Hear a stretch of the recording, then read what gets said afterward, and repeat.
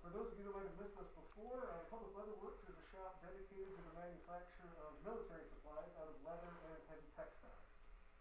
Today, we'd like to address one of our most commonly asked questions here at the shop. And speaking of questions, if you all have questions during the course of this, please feel free to send them in and we'll answer them as best we can. But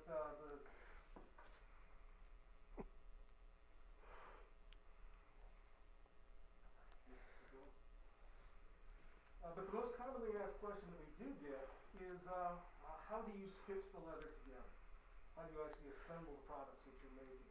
And to do that, we're going to need a few specialized tools, and to take you through those, I'm going to send it over to the shop, Mr. J. Howard. Thank you, Jan. Yeah, stitching the leather itself is not particularly difficult. Probably the biggest challenge when you're getting ready to stitch, you got a lot going on in your hands all at the same time. And so the ability to hold the work so that you can work efficiently is going to be really important. Now in the shop, we use a tool called a saddler's clam, C-L-A-M, just like the seafood. And all it is really like a giant pair of tweezers that the jaws will hold their own tension. And that way I can put the work in there and work with both hands at the same time. The other tool that's really going to make life a whole lot simpler when it comes to stitching leather is a good stitching awl. Now, a stitching awl is simply a metal blade on a wooden haft that allows you to push aside the fibers of the leather temporarily and create an opening that you can pass your needle and cord through. I've got a couple of different types of awls here. They're going to be used different for different applications. We'll be talking about that again a little bit later, about what awl to use for what particular application. We're not going to actually be building something today. We're really just going to be given a stitch primer to walk you through some of the basic stitches, where you use them, when you use them, and how you do them. Now, saddler's clams are probably kind of specialized for a hobbyist, but the modern version is very commonly available online for as cheap as about $25. You can buy yourself a stitching pony like this one here, which will hold the work for you and allow you to work very efficiently. Now, before I begin stitching, I'm going to have Mr. Tilley here do a little bit of preparation on the work. What he's going to do is he's going to mark it for me and get it ready to stitch. And I'm going to pass you back over to Jan here. Thank you, Mr. Howlett. As Mr. Howlett was saying, it's very important that you take the time to mark out your line and your stitch marks. The time that you're going to spend doing that is really going to come back to you in the efficiency and speed in which you'll be able to stitch your pieces together. Now, to lay out a stitch line, you're going to want to take your set of dividers like so, and you want to set them to the thickness of the leather. By setting them to the thickness of the leather, that's going to ensure that the line that you scribe is not going to be too far in and cause those edges to curl up on you. And it's not going to be too far out, which is going to cause you to stitch through and possibly make it a weaker seam and tear out. So we've got our dividers set to the thickness of the leather, and then we're just going to run that right down the line here of the leather piece. And that gives us a nice line, a uniform distance in from the edge. Now we want to make our stitch marks so that we don't have to take time to make a decision as to where we're going to place our awl when we're piercing through to take the stitch. By putting these stitch marks in, that takes the guesswork out of it. And there's a couple of ways that we can do that. Again, we can use this set of dividers that we've got set up to the thickness of the leather and just walk it right on up that edge and that line that we've created like so. And that gives us uniform stitch marks just like that. It's effective but not entirely efficient. More efficient is going to be something called a pricking iron. And this kind of looks like a salad fork. And the pricking irons that we're using are marked out numerically. This is a number 9 pricking iron, which means it's going to mark out 9 stitches to the inch. And it's really, really simple to use. You're just going to set it up on that line that you've marked. And using a wooden mallet, because you never want to strike a metal tool with a metal hammer. It's going to damage and destroy both tools eventually. So just give it a nice little tap with that mallet, and you can see we've got stitch marks laid out very, very quickly and easily. And it's very, very simple and very, very speedy to just mark all the way down that line like so. So now that we've got our stitches marked out, I'm going to hand it back over to Mr. Howlett, and he's going to take you through one of our more used stitches here in the shop. Thank you, sir. You're welcome, sir. Now, as Mr. Tilley said, what he's done is he's laid out a series of impressions. They don't go all the way through. Series of impressions on that leather at 9 stitches to the inch. And the reason for that decision was that the general rule of thumb is that you never want the stitches to be longer than the thickness of the leather. So thick leather, bigger stitches; thin leather, smaller stitches. Now what I'm going to do is I'm going to take that piece of leather, I'm just going to tuck it in my clams there, and I'm going to close it, push it right down close to the jaw. The idea of that is so that when I begin to pierce it with my awl, it's not going to move away from me. Now what I've got here is a length of thread with a needle on either end. And those needles aren't sharp. As you can see, I'm placing them right against my fingers here. They're just a leader for that thread. Now, in order to make a stitch, I'm going to take up my awl. I'm going to brace it against the heel of my hand. I'm going to place it on one of those marks, and I'm going to create a straight line from my elbow to the awl and just push straight through. I'm not twisting it through. And that will create a temporary channel that I can use to pass my needle and thread through. And once I've done that, and tied myself in a knot here, once I've done that, I'm just going to center up my needles. So I'm going to bring them up to a center point. Go to the next mark, push through with the awl, pass my left needle through, and then draw up all but a loop on that back side and run my right needle back through the same and throw the loop over. And then pull the stitch tight. Now that's all there is to that double stitch. Excuse me, I'm having a hard time breathing through my mask here.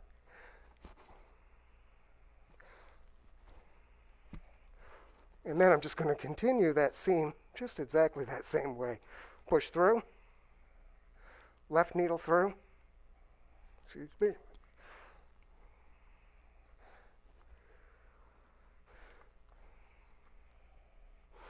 and complete the stitch.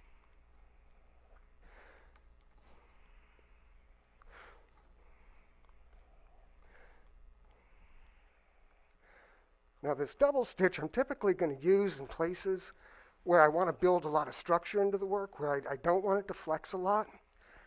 And so that's where I would use that when I'm putting together boxes or something like these saddlebags. Mr. Tilley, can you tell them about them? I need to catch my breath. Absolutely. Happy to tell them all about them. As Mr. Howlett was saying, in the saddlebags that we constructed a while back, we're using that double stitch here on the flap to put that on. It doesn't have a lot of flex to it right there, and it will also be strong enough that you can open everything up, no problem. We're also using that double stitch here on the binding that goes all the way around. And that double stitch is not just going to give it some strength, it's also going to give it some uniformity there.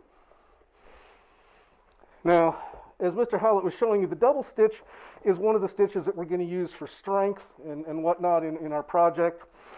He was also working on a bit of a smaller, thinner piece of leather, which means he's going to have his stitches closer together on it. Now, for the next stitch that we're going to show you, I've prepped up a piece of leather for him to show you what's called the back stitch. And this being a heavier piece of leather, he's going to use heavier needles, heavier thread, and longer stitches. So as soon as you're ready for that, there you go, Mr. Howlett. All right, now the back stitch is something I'm going to use when I need a lot of flexibility, or if I'm going to join two different thicknesses of leather together, where I want a lot of flex and I want some give. And it's a single needle stitch,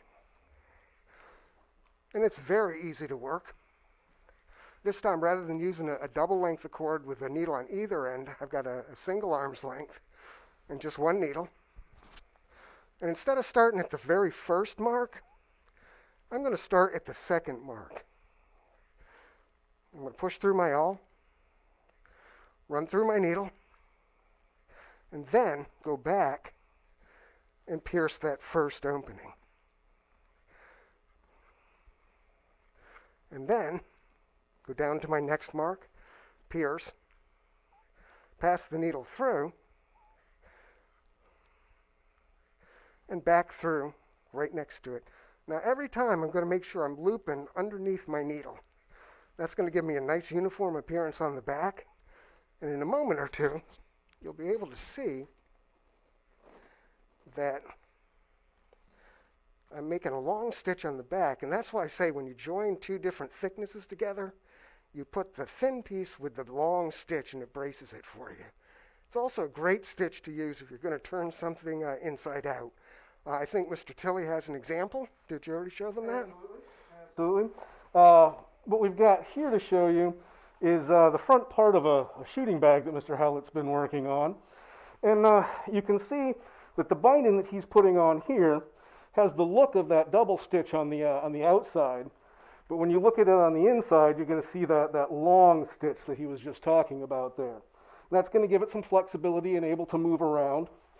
But as he was also saying, when you're going to turn something in a different direction or inside out, you can see what he's done is he's whipped these two pieces together, but then gone back and through those same holes has done that back stitch. And that's going to give it some strength, but also going to give it that ability to turn inside out like he's going to need it to do. And that's also what's helping to hold on this piece of binding trim here in the middle. So that's a really good example of where we're going to want to use that back stitch for the flexibility that it's going to give us. It is a little ironic that sometimes that double stitch is called a saddler stitch, because I rarely see it in saddle work. Typically what I see is a lot of back stitching in English saddle work. Don't know why that is, but it's kind of an odd fact. But that's a basic rundown primer of the basic stitches that we're going to be using here in the shop to assemble the products that we're making. As we said earlier, if you all have any questions that you'd like to throw our way, we'll answer them to the best of our ability, short of lying or making anything up. We're here to tell you what we can about whatever's on your mind. Thank you, Mr. Tilley and Mr. Howlett. Lots of people watching and really appreciate your sharing with us today. Are there occasions when stitching isn't the way to go? Do you ever use rivets to put pieces of leather together? Mr. Howlett? A rivet is a real fast way of joining two pieces of leather together. Unfortunately, if it's anything that's going to flex, though, what will happen with time is the leather will stretch and the rivet will pull through, and there's simply nothing to repair against. And so a rivet is probably not a bad idea to reinforce a sewn seam, but I really don't think I would want to depend on it by itself. Mary was curious if you could say this again. Do you backstitch or whip stitch first? Oh, when you're putting in a welt? Yeah, that's typically you whip it to hold it in place, and then you backstitch through the same piercings that you made initially. It's a little hard to picture without seeing it. So Sean was curious about your leather. Do you tan it here? And maybe answer for today and also for the 18th century. Good. Absolutely not. No, just like in the 18th century, today we are relying on an army of allied professionals to get that animal from the field into a point that we can use it here on the bench to manufacture objects. I think one of our big modern disconnects about the 18th century is just the level of specialization that exists there. So in the 18th century, not only do we have that farmer husbandman who's raising the animal, he's then taking it into market to be sold to a butcher, who's probably going to turn it over to a flayer. The butcher's going to put the animal down, but the flayer is going to be able to get that skin off the animal in one piece without damaging it. So that flayer, in turn, is then going to sell that skin to the tanner, and the tanner is going to be the one who is going to create that chemical conversion of skin to leather. Now, from there, it's going to be sold on to a very specialist merchant class that arises called the Leather Cellar. With about a dozen different trades working leather in the 18th century, they all need very specific leathers to do their job. What's going to be ideal for a harness maker is going to be completely unsuitable for, say, a glove maker. And what's great for a glove maker is going to be horrible for shoemakers. So with all this specialized leather comes a specialized merchant class that's selling all this leather, basically buying it up all over the world, warehousing it, and then every trade working in leather can get from that one distributor, that one person. Think of them kind of like a Lowe's or a Home Depot or a Menards, where you can go in and get basically anything you need, whether you're a carpenter, a plumber, an electrician, a landscaper. They can all go to that one spot and be able to purchase what they need. And it's the same in the 18th century as far as leather goes, and it's the same in the 21st century as far as leather goes. Let's move from leather to needles. Tracy wants to know where you get your needles, and I'd say let's talk about both time periods for that as well. Well, the answer really is very similar to where we get our leather. They're going to be bought through distributors today and then. Needle making was a gilded trade in England, something the English were particularly good at. Even to this day, when I can, I will elect to purchase English-made needles. Like I said, in the 18th century, it was a gilded trade. Most of them had to be imported. Today, here in this country, we make some very good sewing machine needles, but we don't really make hand needles in this country then or now. Janine wanted to know the difference in strength between artificial sinew and waxed thread. Oh my goodness. The threads that we're using, since we are being historically accurate in this shop, we're using primarily flax fibers to use for our stitching. And the waxing is going to help not only to lay those fibers down, but it's also going to give it a little bit of stickiness and tackiness. The wax that we're using is something called a white wax, which is beeswax and pine rosin beaten together, so it's got some tackiness and stickiness to it. So it's not going to lubricate anything. It's not going to help you stitch more smoothly, but it's going to make a more secure stitch with that rosin warming up as you pass through and then hardening back up again, forming like a little drop of glue on every stitch. The artificial sinew that you get is basically nylon that's coated in wax. We steer away from it, as much as we possibly can, because it's not going to be great for stitching leather, because the nylon is ultimately going to cut through those piercings that you make. So it really isn't a good thing to be using for stitching leather. Kevin is curious if you could, I think you mentioned this a little bit, but how to determine the number of stitches per inch? What are some strategies for making sure you got that right? As I said, our general rule of thumb in here is I never want my stitch to be longer than the thickness of my leather. It can be shorter, but sometimes it's a matter of not just what's going to work, but also what's going to be efficient. I mean, there's times I can put 11 stitches to the inch in, but 8 will be perfectly adequate to do the job. And so you're really just wasting time to put in extras. The general rule of thumb, though, like I said, is your stitch doesn't want to be longer than the thickness of your leather. From Jim, wondering if you could describe the difference between stitching versus lacing. Stitching is something that we're doing where we're laying out the marks, as we demonstrated and described a little bit earlier, and using that stitching awl to make the piercing and be able to pass the needles through. When you're lacing a project together, projects that you might get in kit form, what you're doing is basically chiseling a hole and using a piece of leather or a piece of lacing and threading it through there with that hole already made with that chisel. Honestly, I prefer the stitching to the lacing. I haven't done much lacing, and stitching is what you're going to find in in all period pieces that we're reproducing here. But lacing can be used decoratively and is quite beautiful at times, depending on the type of work you're doing. I've got a question from Natalie, which is pretty straightforward, but some of our longtime visitors who haven't been with us more recently might not know the answer to this. Where are you? And then let's also throw in, where would you have been in the 18th century? I had to make it hard, didn't you? Because that's actually a question that we don't have a good answer to. The whereabouts of the public leather works during the years that it existed, 1778 till January 1781, are clouded in mystery. We're not exactly sure. It's a little easier for us to tell you where we are now. Now we're in the building that was formerly the bindery, directly opposed to the printing office. So from Duke of Gloucester Street, you have to come down a flight of stairs to get to us. Also like to mention that today, right now, with the COVID protocols that we're under, you can find us working 1 day a week out of the Raleigh Tavern, along with a number of other trades. They're kind of rotating us through the Raleigh Tavern space in an effort to be able to get as many trades in front of the public as possible. So you can find us there on Wednesdays, and as Mr. Howlett said, when we get back to being able to have guests in numbers in our shops, we're right across from the print office in the old bindery space.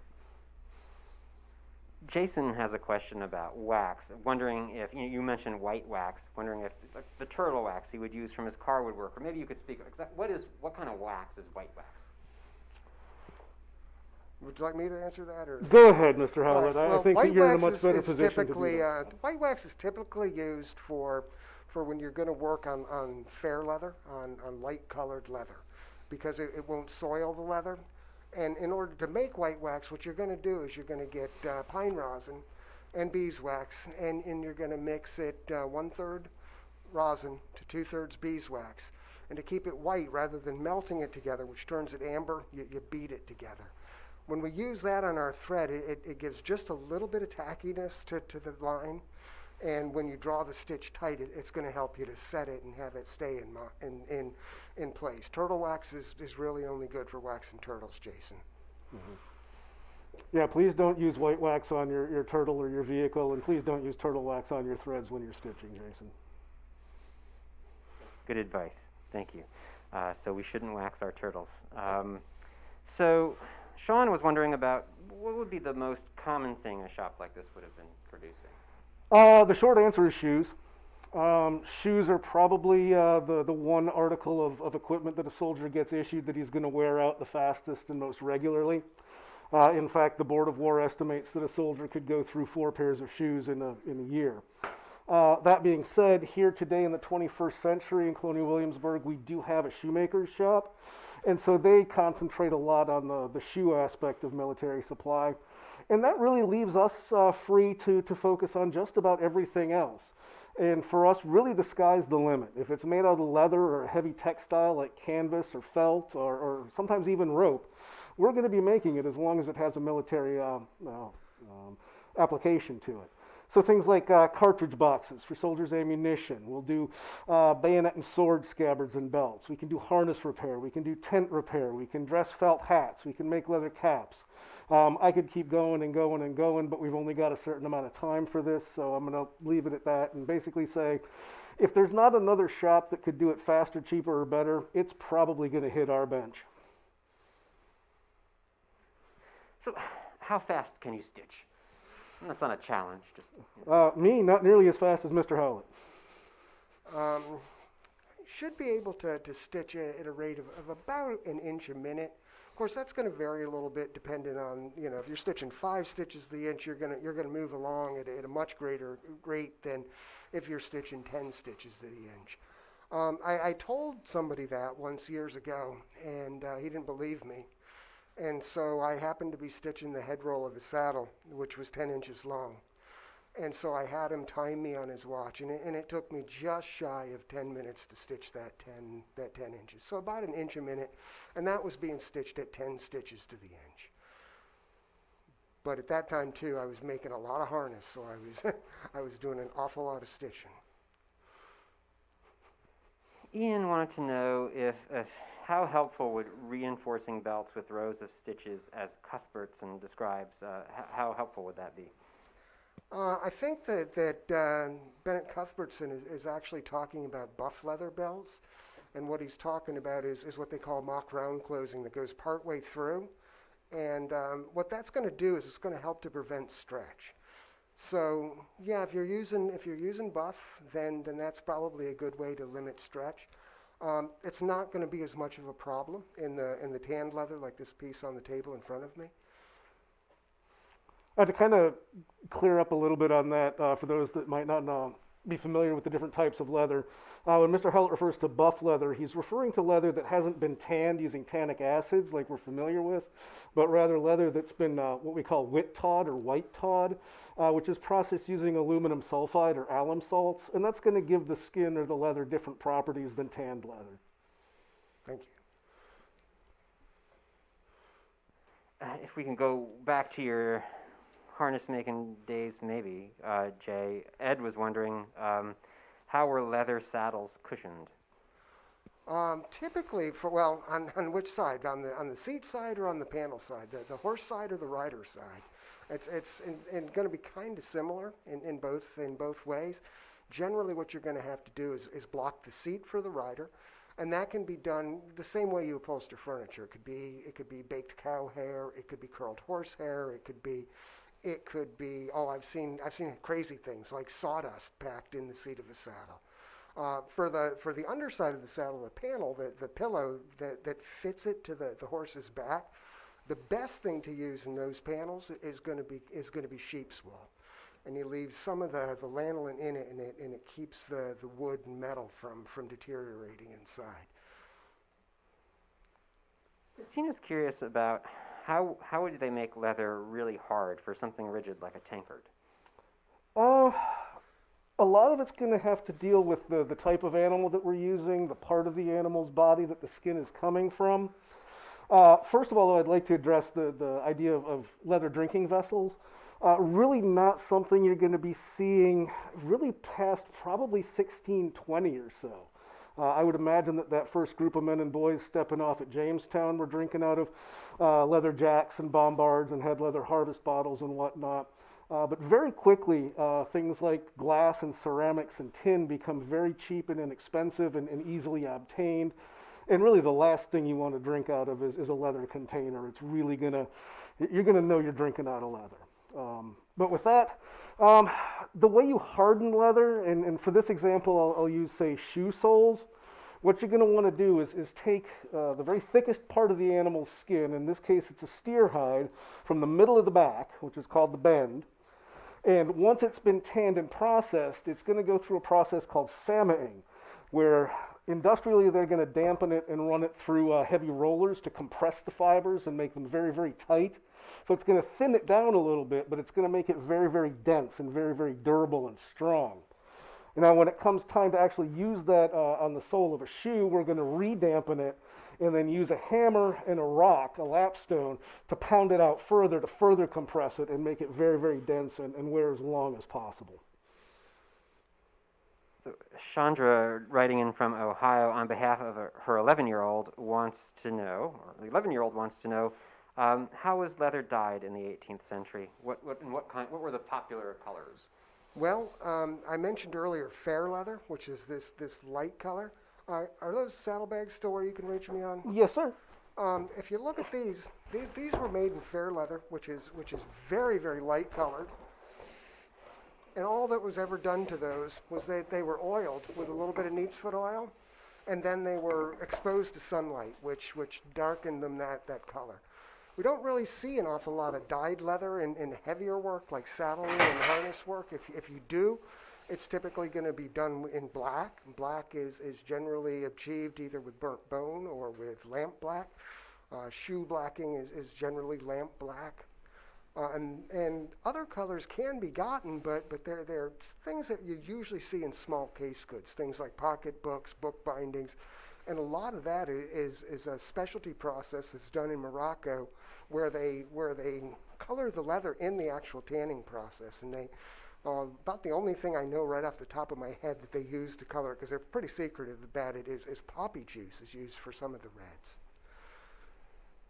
But that's just not something that is actually going to be done by us. If we're going to use colored leather, green or purple or something like that, odds are pretty good we're going to bring it in professionally colored before we use it. Thank you. Natalie is curious about what you guys are working on these days, or what are some of your upcoming projects even? Right now we're kind of in a little bit of a slower period as far as projects go. We don't have any big shop projects on the bench, but we're working on some individual projects. Speaking for myself, I'm in the process of putting together a pair of buckskin or leather breeches. These would be commonly found on mounted troops, which is the connection to our shop here. It's worked in a softer tempered leather as opposed to the heavier tempered leather like the pieces that are out here.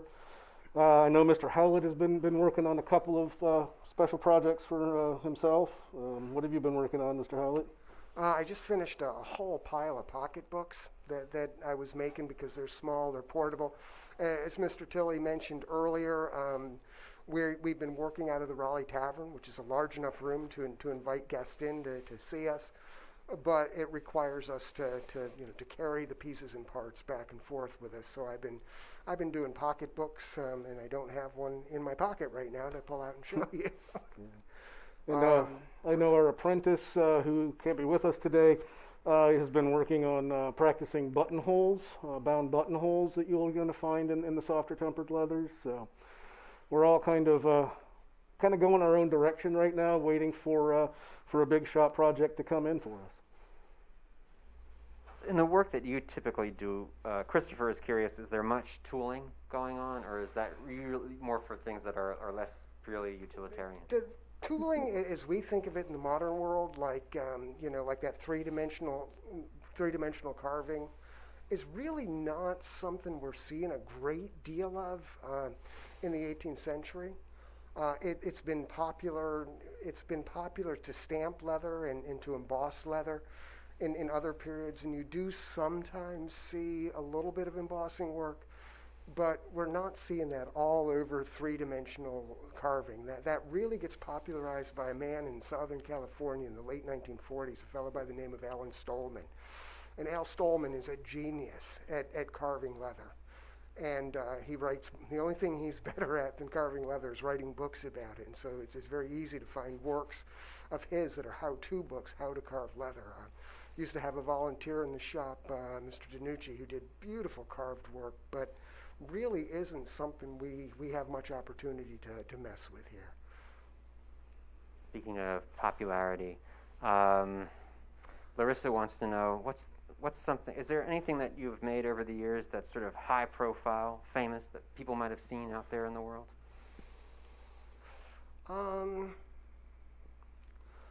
Yes, but I'm really not at liberty to talk an awful lot about it contractually. But yes, chances are pretty good a lot of you have seen our work, whether they realized it or not. Mm-hmm. We have also done a lot of work for other museums, and so you'll see our work at the Museum of the American Revolution up in Philadelphia. If you visit there, you might see our work. Where else? I've done some work for Mount Vernon. That's right. Done some work for Ferry Farm as well. So really, it's a case of the museum will contact us and let us know what they'd like us to manufacture for them. We'll get up a contract and then go ahead and build it for them. All right, so that gives us license. If we see something that looks really nice, we'll just assume that it is your work. For our last, please do. Okay. The last question today. For some folks that are watching along that have maybe tried this a little bit, or they're thinking of trying to do some stitching, can you offer some advice? What are some of maybe the biggest challenges they'll face at first? Some of the sort of beginner problems that you encountered early on. Well, learn to keep that awl in your hand. If you're putting down the awl, you're wasting time. So if you're piercing, putting down the awl, making the stitch, picking up the awl, it's going to take forever. There's a learning curve to it. It's not hard, but it's really going to be just like playing scales on a musical instrument or keyboarding. It's going to require the development of muscle memory to get any kind of accurate and any kind of efficient at it. Don't give up. Just keep going. I would add to that, if you're really just getting started, if you've got an interest in it and are kind of on the fence as to whether or not you want to try it, I would recommend starting with a kit. Get a kit, see how you like putting that together, because that's going to be pretty basic and simple, and it'll walk you right through it. And if that tickles your fancy and you want to keep moving on with it, Pick up some of the books, like Mr. Howlett has mentioned. They're very good how-tos and primers on basic leather working. And start small. Don't try to tackle a huge project right out of the gate. Do small bags, things like that, that require some stitching and some work, but not going to tax you overly. I think one of the things that keeps people from really getting involved in leather work as a hobby is that it can be cost prohibitive. Leather is not the cheapest material to work in, and if you make a mistake, you've made a mistake, and you've really kind of got to go back and start over from scratch, and nobody wants to throw away that piece of leather that they spend a good deal of money on, or a fair piece of money on. Thank you, Mr. Tilley and Mr. Howlett. And thank you all for watching along at home and for your great questions and encouraging comments. All of our programs are made possible by the generosity of our donors. Thank you. To learn how you can support presentations like this, please follow the link pinned to the comments below or visit us at colonialwilliamsburg.org. Do you gentlemen have any final thoughts to share with the folks watching along at home? Yeah, I have. Please stay safe so that we can kick this plague away, and so you can come back in and visit us here. Absolutely, and I'd also like to add, if you all have any topics that you'd like us to tackle in the future, please feel free to send them in and let us know. Thank you for your support, and we hope to be talking to you very soon. And as Mr. Howlett said, please stay safe.